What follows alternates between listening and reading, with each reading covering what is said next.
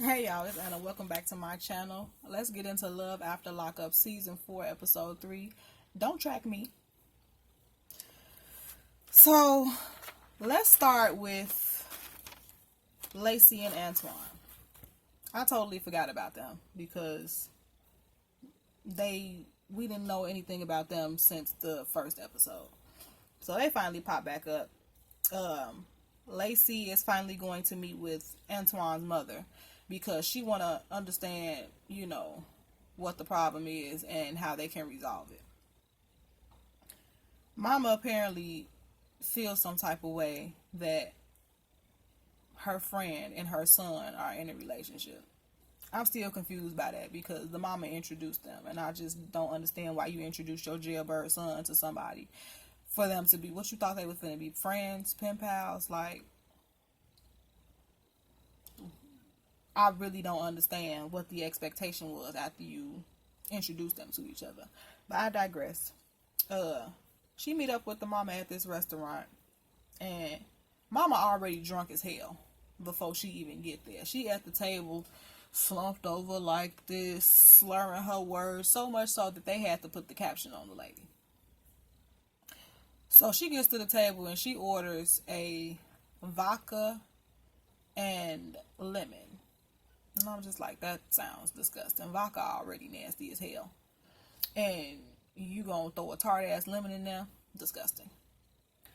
So Lacey gets there and, she's just like, what's the problem? And mama like, I think you naive as hell.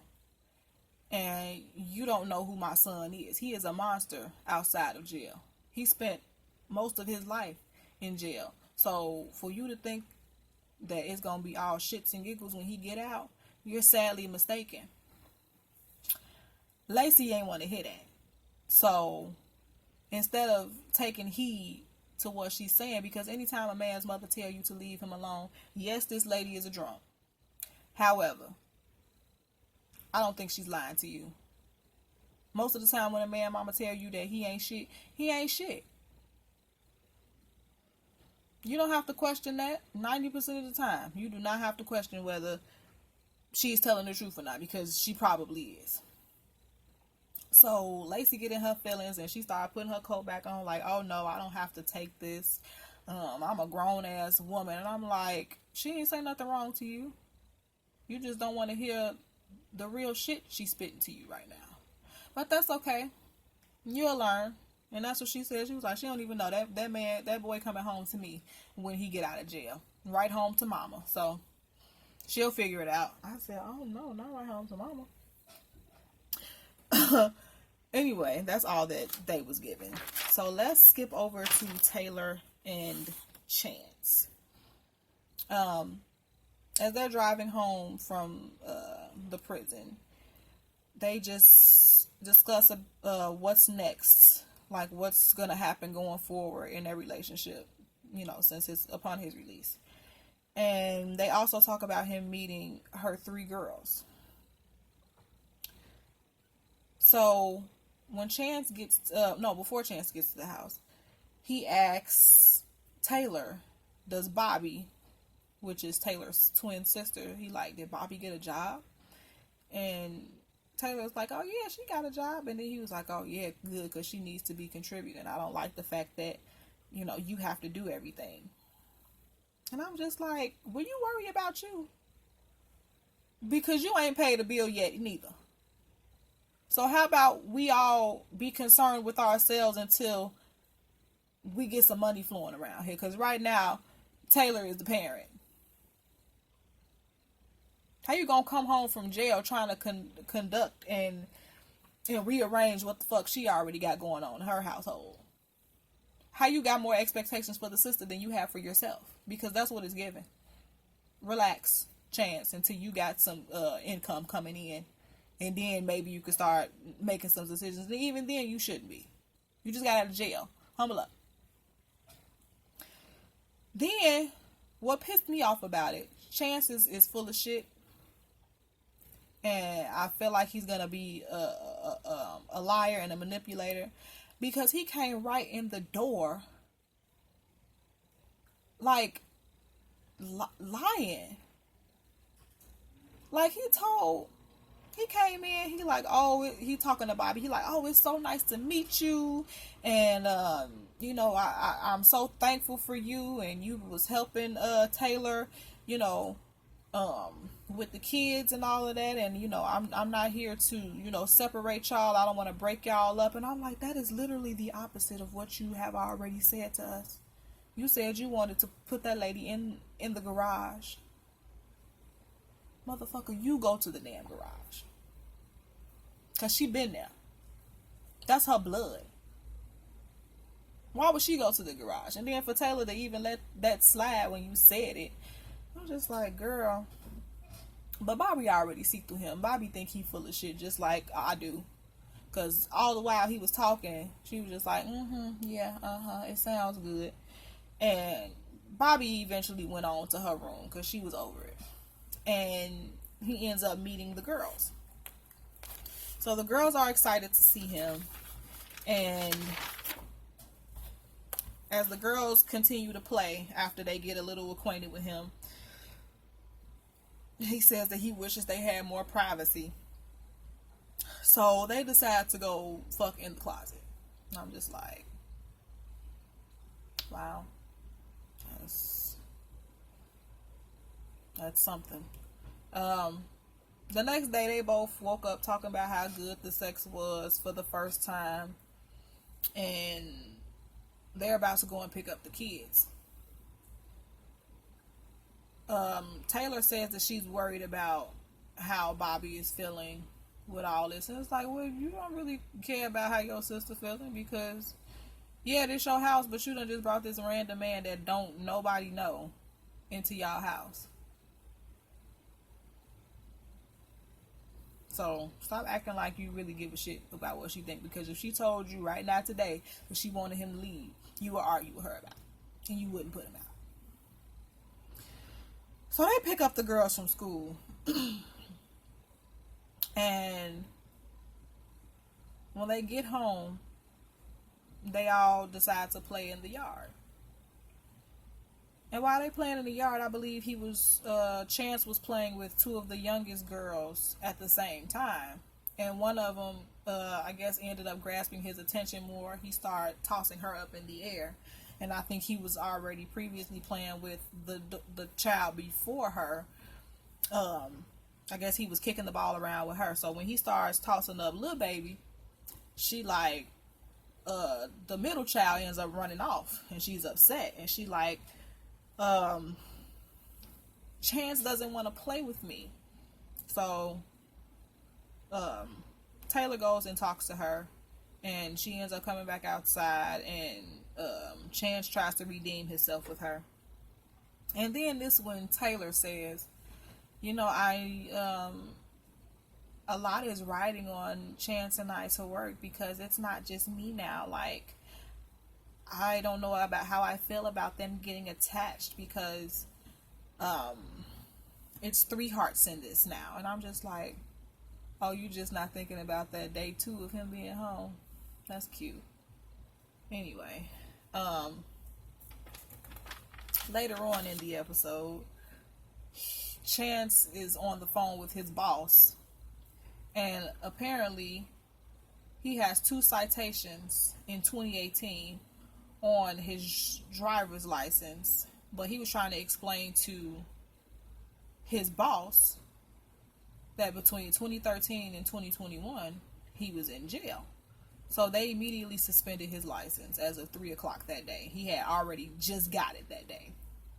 So probably got it around 9 a.m. was done at around 3 p.m. I'm like, that's tragic. So it's not funny, but it's kind of funny.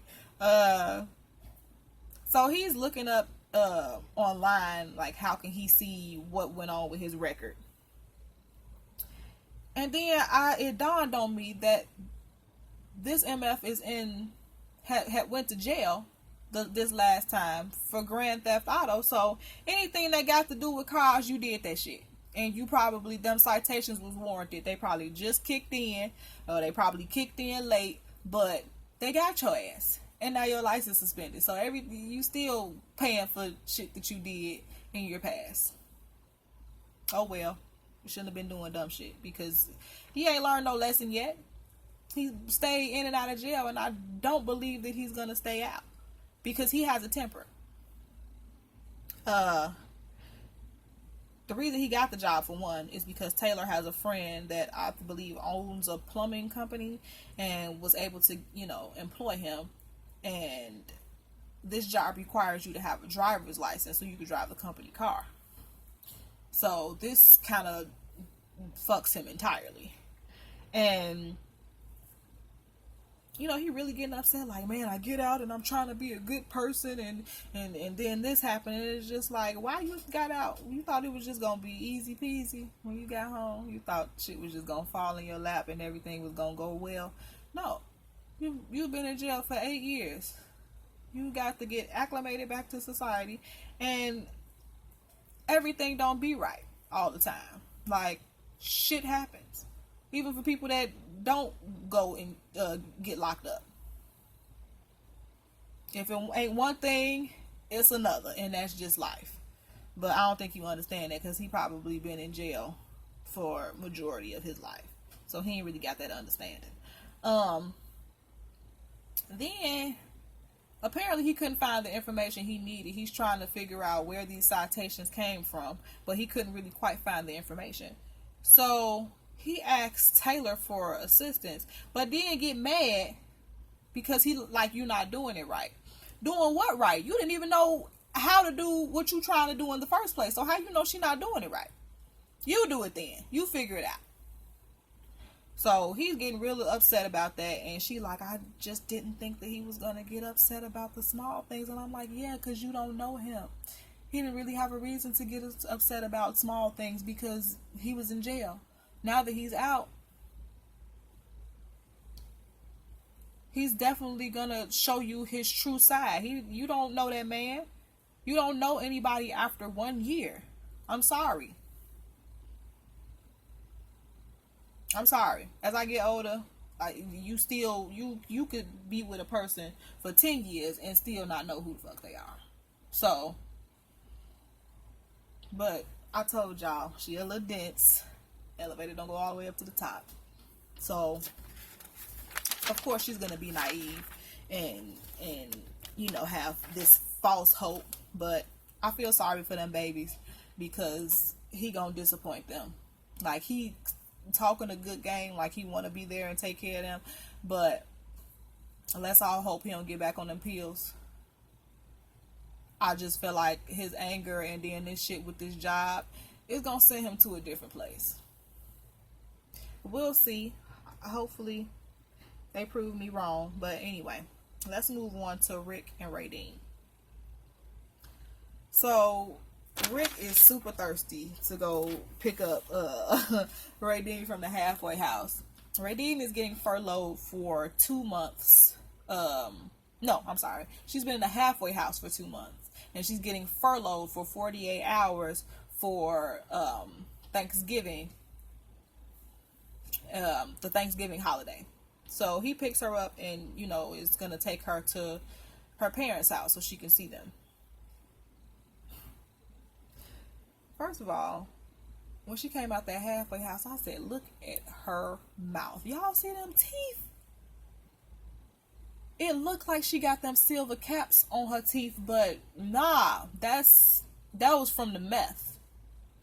And I'm just like, girl, you look a mess. And he thinks she is hot shit. Do you hear me? So when she come out the door, he instantly kissing her, trying to tongue her down. And she like, as soon as I get out, he got his tongue all, trying to put his tongue all down my throat. Like, chill. I'm just like, red flag number one. She already ain't even feeling you like that, because somebody that hasn't had sex, allegedly, and you supposed to be their man, they should want to tongue you down. Everybody else get out and want to have sex immediately. So that was red flag number one. So while they're in the car, she gets a phone call from someone. First of all, she had this phone in her crotch. And she said that that would be considered contraband in the halfway house. So that's why she had it in her crotch. However, it was on Ringer. So I'm just like, all of y'all ain't wrapped too tight on this show. Unless that was editing. But anyway, the person that calls her is Kay. Kay is one of her old roommates. Or one of her old cellmates. And she's on the phone with her. And she's like, oh yeah, we about to go to my parents' house. I'll call you when I get there. I love you. So Rick kind of looking around like, what the fuck is that? But he didn't ask her. She just offered up the information. She was like, that was Kay. And he knew who Kay was. And he knew that they used to, mess around a little bit while they locked up together. And she looked that man straight in his face and said, yeah, and we're dating. As in, she and Kay are dating. And he looking around like, well, that's not what we discussed. Like, this was supposed to be a you and me thing. And she basically said, tough titty. Like, she's not going anywhere. So, what you about to do? Continue to take you to your mama house, like you said, because he finna be your doormat. So they get to the house, mama cooking. Everybody is so happy to see her. The mom hug her and start crying. The daddy's hugging on her. Everybody is real excited to see her.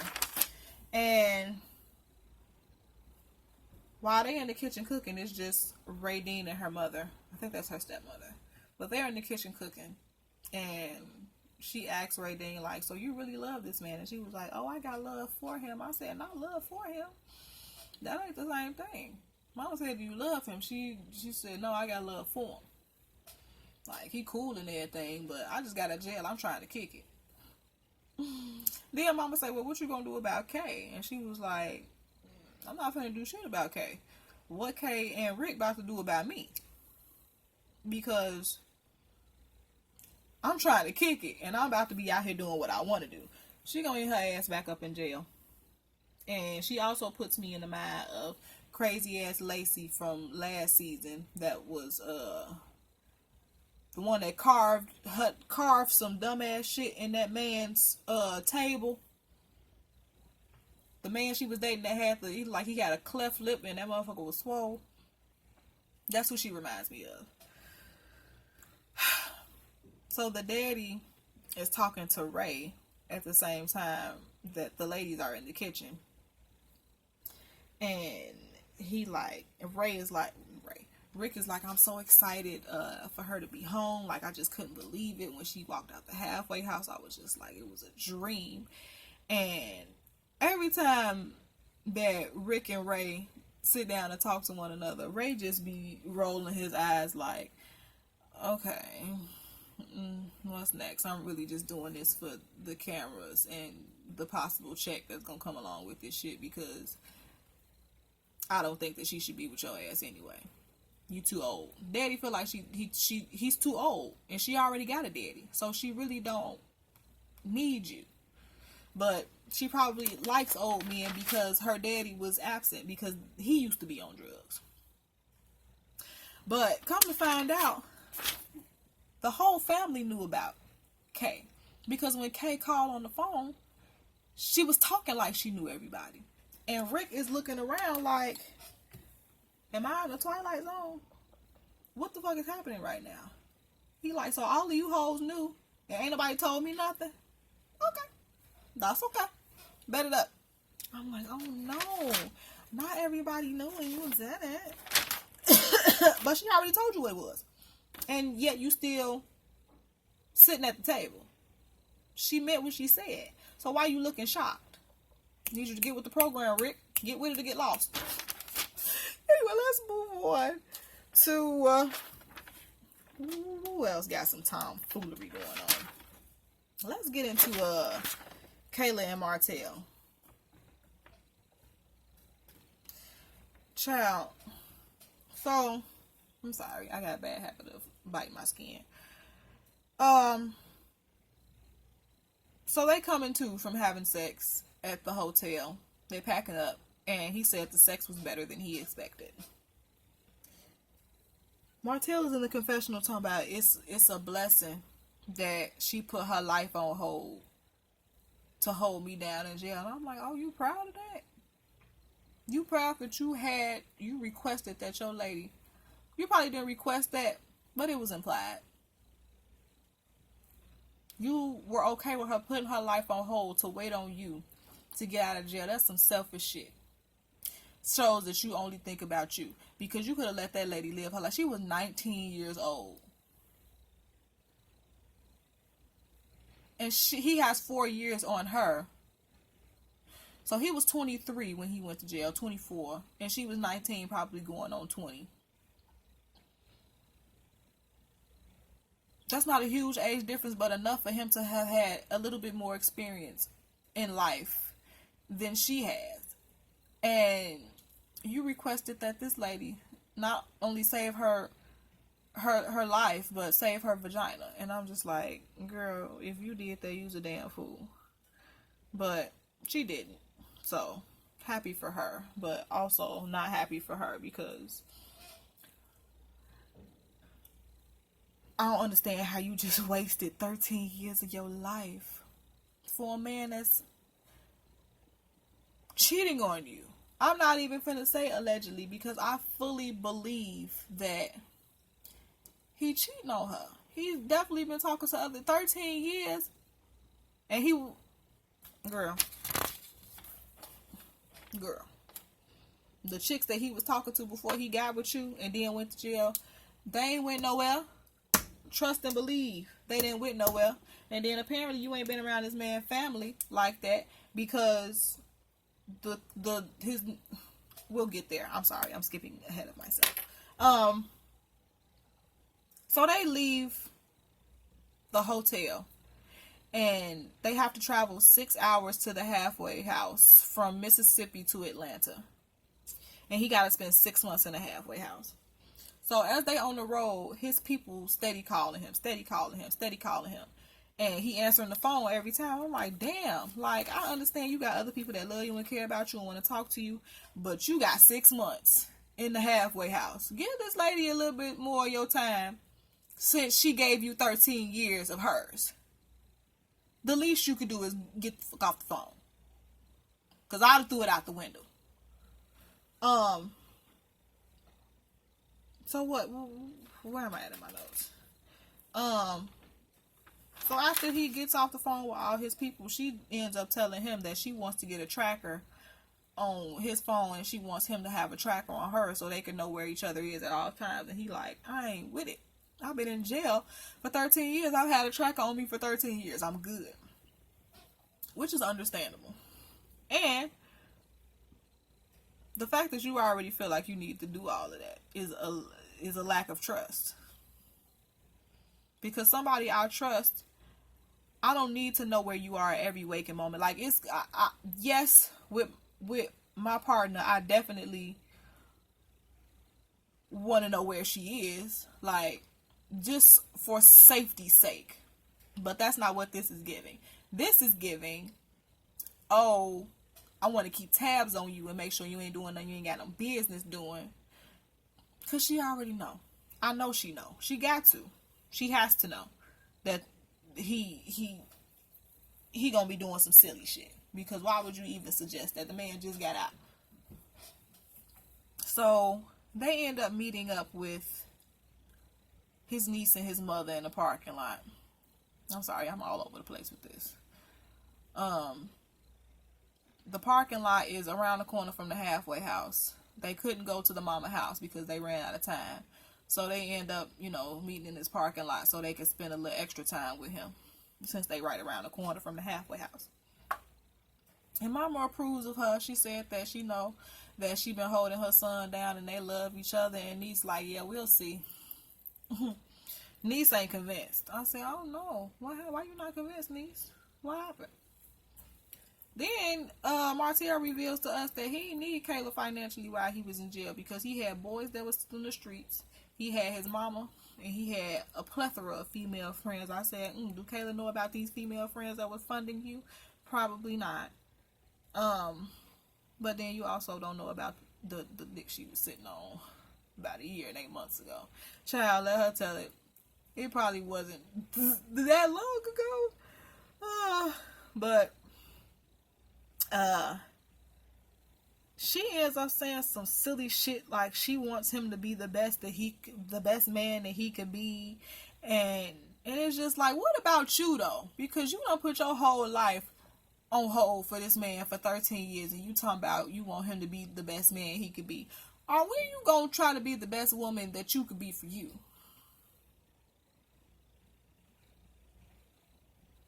Don't worry, I'll wait. Oh, okay. Because he wouldn't have waited on you for 13 years, and that's for damn sure. Not as far as sex is concerned. Yeah, he might have still messed with you when you got out of jail, but he was absolutely going to be sleeping with people. For sure. I'm in the mindset if I'm not doing something for a motherfucker that wouldn't do it for me. Sorry, not sorry. And then before he goes into the halfway house, they kiss and tell each other they love each other. And he says in his confessional, like, it's a lot of stuff that Kayla don't know about me. And it's a lot of stuff that I don't know about her neither. And I'm just like, so both of y'all know that both of y'all got some shit. And exposure is gonna happen. But I feel like he gonna get in trouble first before she do. But when he found out she slept with somebody else, y'all know men can't handle that. Their ego so fragile. They would not be able to take they woman sleeping with somebody else. But boy, listen, 13 years, you can kiss my ass. That's a pass. 13 years is a pass for me to get mine. Because I be damned. I'm sorry. You didn't even get to experience. It's all really sad that he basically just took her life up. Like, I'm not saying she should have been laying it low and spreading it wide. But I absolutely would have lived my life. And then if I'm still at a place to where I'm available and want to be with you when you serve your 13-year bid, then that's another thing. Anyway, they annoy me, and I can go on a tangent about that shit. Let's move on. Who else? Let's go on to Kevin, Tiffany, and Kayla. We finally got some Tiffany in this episode. So Kevin finally gets a phone call from Tiffany after finding out that she wasn't going to be released on the day that they discussed that she would be released on. Apparently she got in trouble, and the reason she got in trouble was because the guards caught her having sex with one of her girlfriends in the jail. And Kevin was like, damn, girl, your freaky ass couldn't wait, you getting down like that. And she all laughing and shit. He making it seem like it's cool, but then he get in the confessional and say, like, yeah, girl on girl is cool, like, especially if I'm involved, but I wish she would have been honest with me. He low-key feels some type of way. He wishes that she had mentioned that she liked women, because he didn't even know that she liked women at all. And I'm just like, that's an interesting thing to hide. Like, in 2022, of course. Like, just say it. The fact that she hid that from you, she was hiding it from you for a reason. And she's hiding other shit from you as well. So, he ends up hanging out with his friend from the last episode, Brady. The one that had the hat on. And Brady says, what's going on with you and Tiffany? And he like, man, she been acting weird since she got to the halfway house. Like, since she know when she going to the halfway house. Like, she don't want me to come pick her up. Like, she been acting real standoffish. I don't know what's going on with her. And Brady like, that's a red flag, because she used to be all lovey-dovey with you and shit while she was in jail. Child, they flip to another scene with this other white boy. I'm thinking it's still damn Kevin, because it's giving the same look. Like, even though when they got a close up on this man name is Curtis. He's a little bit funnier looking than Kevin is. They both not attractive to me, but Curtis looked like something, and when I figure it out, I'm gonna let y'all know. But he at the bar with his friend, and he telling her like, yeah, me and Tiffany, been knowing each other since high school. She always been the popular girl that I always wanted to get with, and she always made me chase her, and I'm still chasing her all these years later. He say she hit me up 2 weeks ago, and she told me that she want me to pick her up from the halfway house. Not the halfway house, but pick her up from jail. The friend that he's with is looking at him, female. She looking like, everything that he's saying, she just like, okay, it sounds sus, but continue. And he said that they was messing around before she went to jail, and then he had no idea she got locked up because she just ghosted him. And apparently she ghosted him for 5 years, and then she made a new Facebook and started messaging him, and that's how they got back linked up together. I said, this is about to be some messy shit, and I'm here for it. And another thing is, not you, Kayla, now, Kevin. Not Tiffany pulling a you on you, dear. Oh, your karma came back around quick, boy. Because the same shit you doing to Kayla, how you tried to drop her for Tiffany, that's what Tiffany's doing to you. Yet somebody else. Brady said that Kevin should pull up. And Kevin gonna pull up and get his feelings hurt. Oh, I can't wait to see this shit. This shit is gonna be funny as hell. Child. Let's get to this damn Indy and Harry. So they on their way back to the sister house, and Indy is giving Harry this pep talk about how he needs to apologize to his sister because they gotta stay there. And she like, so far the sex has been the best part of this release because everything else has been a shit show. And I'm just like, welcome to your new life, boo. This is your new reality. This is what you wanted. You carried your ass all the way to Ohio, and you done cried twice. Probably more than that. So, after she done sat up there and told Harry that he needed to apologize to his sister, Lydia, they get in the house, and Indy end up saying, oh, well, I could have called you and told you that, we were going to be out later than we were, and I apologize for that. Can I still stay here? And Lydia like, yeah, you can stay here, but I need an apology from Harry. And I'm just like, I feel that.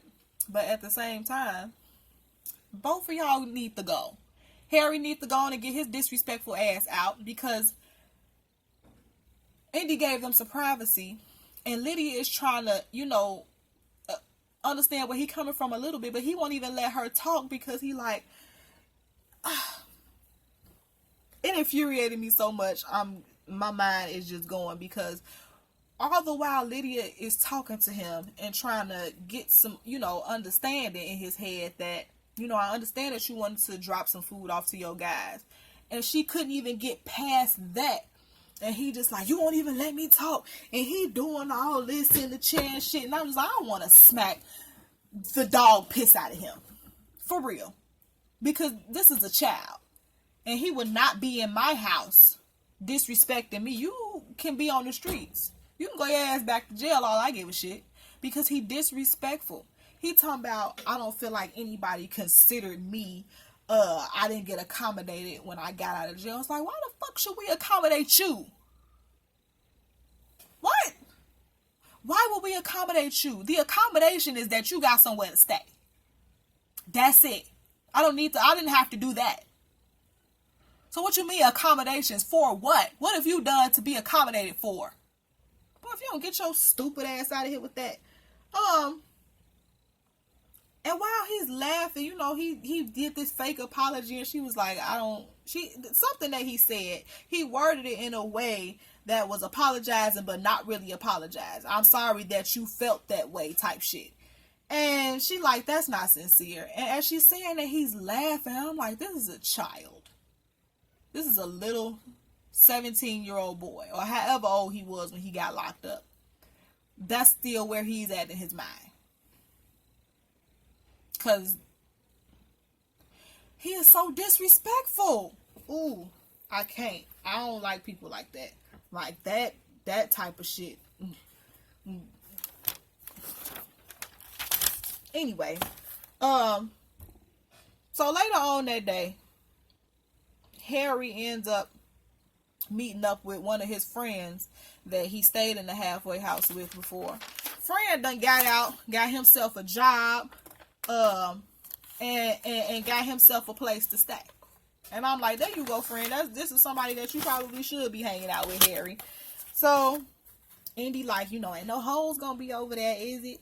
And he like, nah. And their friend like, no, ain't no hoes. The friend name is Johnny. So Johnny like, no, ain't no this, this a hoe free zone. So she like, all right, cool. I'm like, you a goofy broad. You just believe the shit. But whatever.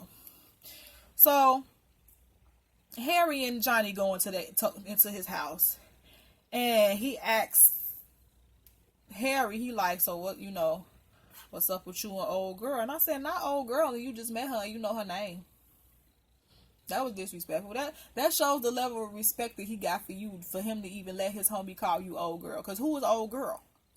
If I'm your spiritual wife, you shouldn't let anybody refer to me as old girl. I'm sorry. Maybe it's just me, but I wouldn't.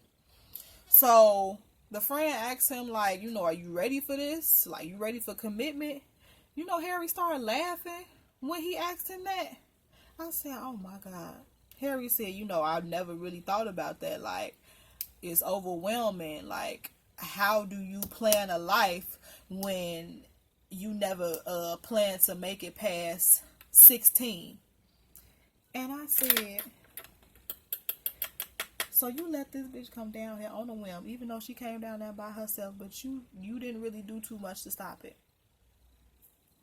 You let her come down here on the strength of you really, in essence, just doing some shit. I wish I would be a nigga just doing, I was just doing some shit. Who? Indy is a whole fool, and she needs to take her ass back home. Because this man do not care about your well-being, your daughter's well-being. He finna have your life upside down, and he really don't give a fuck, because he done already said out his mouth that he is who he is, and he can't change, and he's gonna end up doing the shit that he like, I'm gonna probably end up having to risk my freedom again. So you plan on going back to do the same goofy shit that got you locked up in the first place. Then he reveals to us that he had sex with another woman in a halfway house. Talking about that's his sneaky link.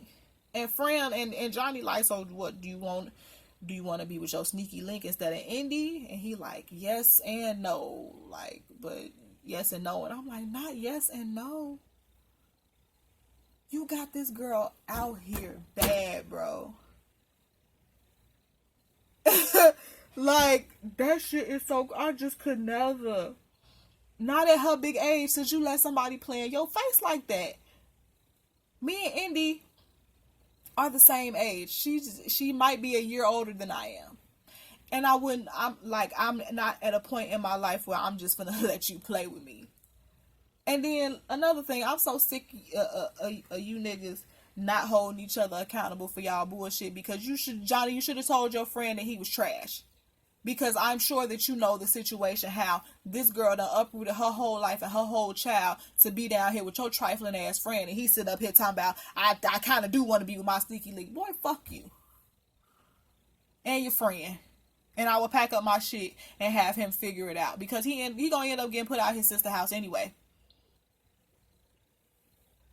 Let his mama figure that shit out. Let his people figure that shit out, because you got a child, and that's what you need to be focused on.